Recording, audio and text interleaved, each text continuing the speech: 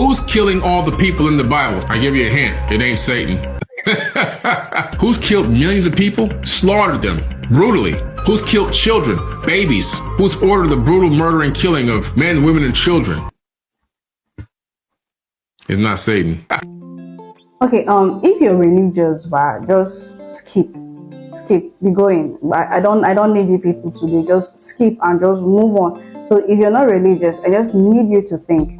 Now, the thing there is that nobody is trying to tell you what to think or what to say. But we're all here to share our opinions. And if what I'm saying resonates with you deeply, deep down, then you know that there is a problem in your belief system.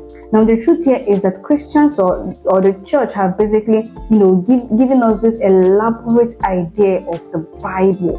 They give us this idea of God, who God is, what God does for mankind. God is a loving Father. God is